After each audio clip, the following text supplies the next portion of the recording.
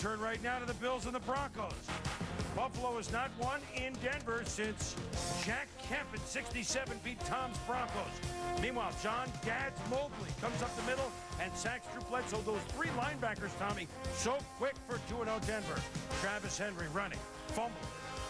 Chester McLaughlin, rumbling, bubbling, stumbling, touchdown. 7-0 Denver. The big fella's going to keep that ball. It's his first ever TD in the NFL. First career touchdown. Brian Griese lobs it to Ed McCaffrey, and he gets thrilled. Yeah, and we talk about guys who sometimes turn down catches. Eddie McCaffrey knows he's going to get hit by the safety.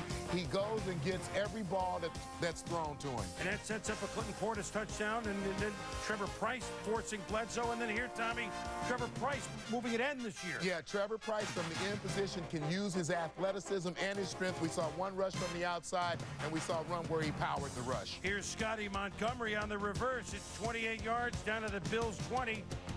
Sets up a touchdown by Dwayne Carswell. So Denver leads Buffalo 21-10. Tom Ruin punting. Bills special teams. Oh my goodness. They swarm him at the 12. And that sets up Bledsoe.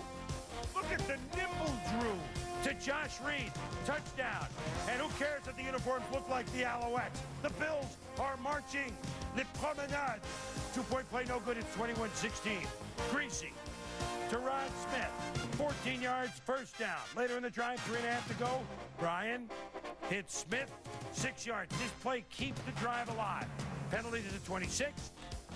Now Griese goes for it all. Touchdown. Smith. Well, ever since Berline warmed up, no need, right? Griese looks fine. Perfect. Broncos win it 28-23. Each team, by the way, in the game with 4 sacks.